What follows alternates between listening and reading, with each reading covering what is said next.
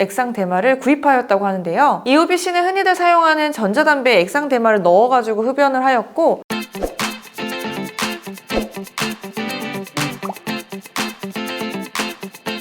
안녕하세요. 오승법률사무소 권희진 변호사입니다. 오늘은 마약류 관리법에 의해서 처벌받는 대마에 관해서 알아보려고 합니다. 시작 전에 구독과 좋아요, 알림 설정까지 꼭 잊지 마세요.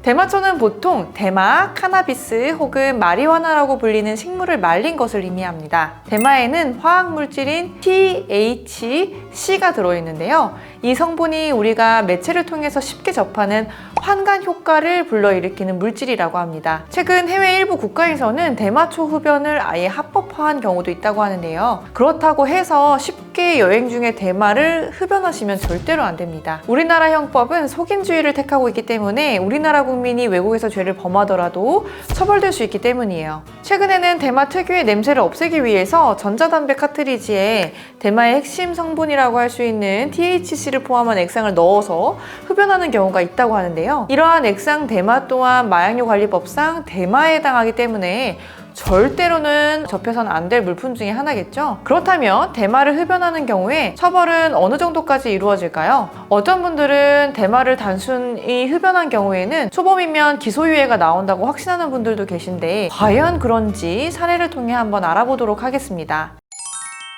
첫 번째 사례는요, 몇 주 전에 선고된 아주 따끈한 판례인데요. A씨는 텔레그램 메신저를 통해서 대마를 매수하기로 하고 판매상의 아이디를 찾아서 연락을 했다고 합니다. 판매상이 그때 알려준 은행 계좌로 대마 대금 50만 원을 이체한 이후에 판매상이 대마를 숨겨둔 장소를 이제 텔레그램으로 알려주자 그곳에 가서 대마 약 2g을 가져오게 되었다고 하네요. 이후 A씨는 그 가져온 대마를 자신의 집에서 종이에 말아 불을 붙여 흡연했다고 합니다. 법원은 A씨가 범죄 전력이 전혀 없는 초범이고 자신의 잘못을 모두 인정하면서 재범하지 않겠다라는 것을 다짐하고 있다고 해도 A씨에게 징역 8개월 및 집행유예 2년, 약물 치료 강의 수강 40시간, 50만 원을 추징했다고 합니다.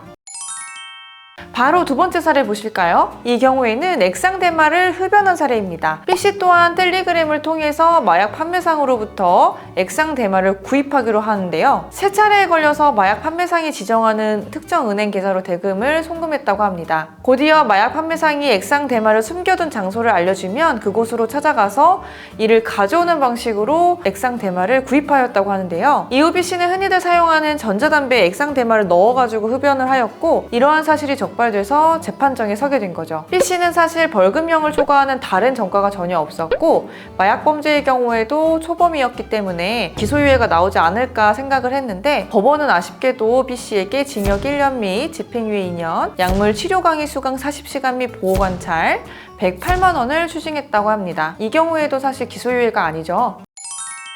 앞선 두 사례를 통해서 볼 때 대마초 흡연의 경우에 초범이라도 무조건 기소유예 처분을 받는다는 것은 아니라는 걸 확인할 수 있어요. 즉, 최근 마약 범죄가 큰 사회 문제로 부각되고 있기 때문에 기소유예 처분에 그치지 않고 실형이 나올 수도 있다는 점 꼭 유의하셔야겠죠? 이렇듯 전과까지 생길 수 있는 대마, 쉽게 호기심에 접해서는 절대로 안 됩니다. 혹시나 순간의 실수로 마약 관련 문제가 발생하신 경우라면 즉시 형사 전문 변호사와 상담하실 것을 추천드립니다. 오늘의 영상이 유익하셨다면 구독과 좋아요 그리고 알림 설정까지 부탁드립니다.